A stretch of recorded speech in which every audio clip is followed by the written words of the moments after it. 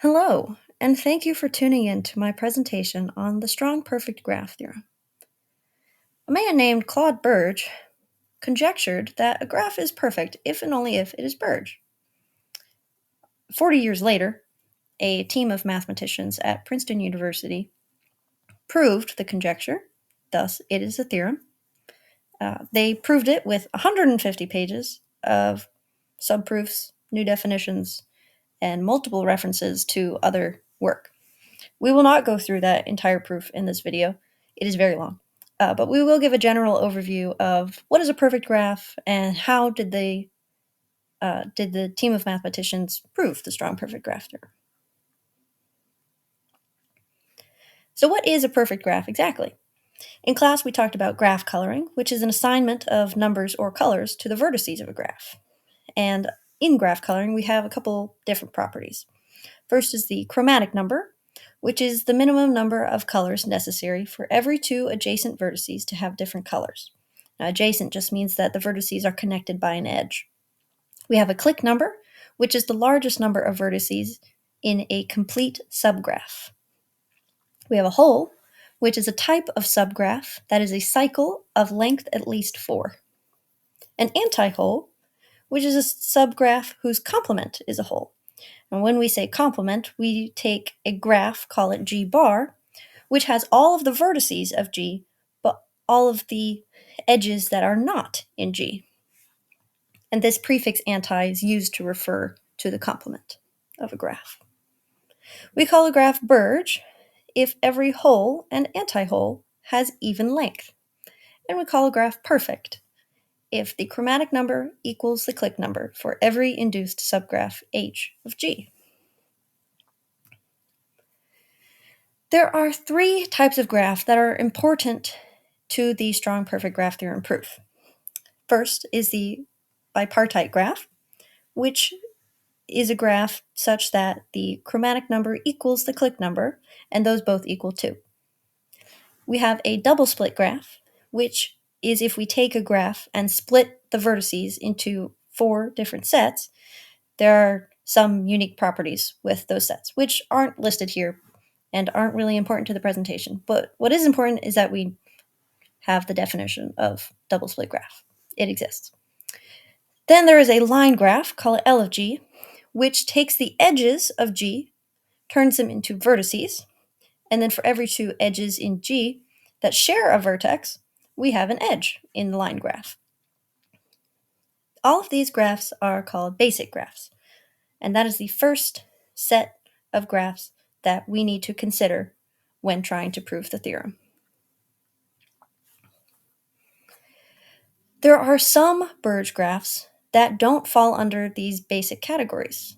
So there are some properties of non-basic Berge graphs that we need to consider. First is a proper two-join. We take a partition called x1, x2 of the vertices of G such that there exists subsets of x1 and x2 that are disjoint and non-empty. And there are some other properties with these subsets, but again, not important to the presentation.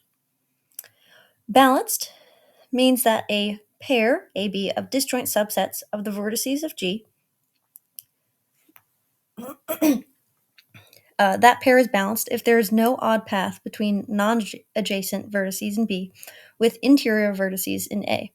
Interior vertices just means not the ends.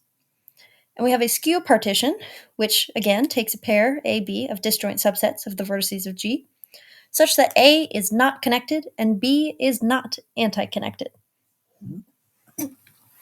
So all of these little properties are going to help us prove the strong perfect graph theorem for all 11 classes of Berge graphs.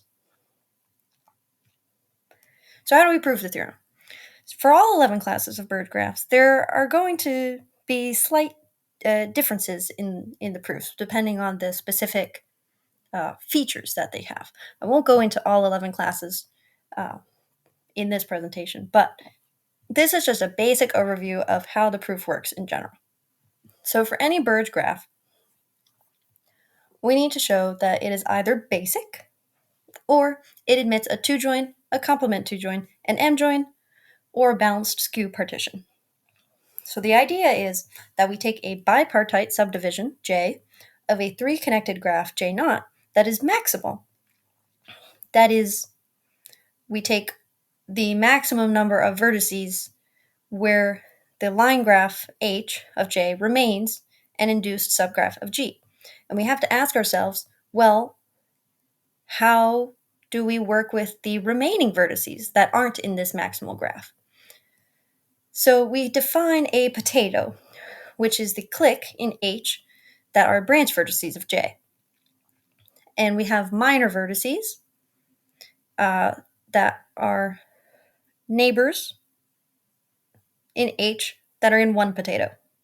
And major vertices, which are vertices that have at most one non-neighbor in every potato.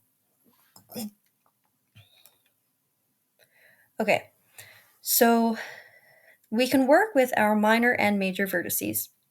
First up, if we have any set F of minor vertices, then if F is in a potato, we can find a skew partition. And if F is in a strip is just the paths connecting the potatoes. They end up getting thicker when we look at all of the major and minor vertices, and we call those strips. So if F is in a strip, then G admits a two-join. So for any anti-connected set X of major vertices, the non-neighbors in the potato are in one strip connected to that potato.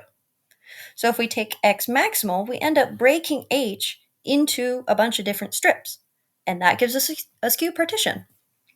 If neither of these things happen, then G equals H and is the line graph of a bipartite graph, which we said was in the basic class. And that's it.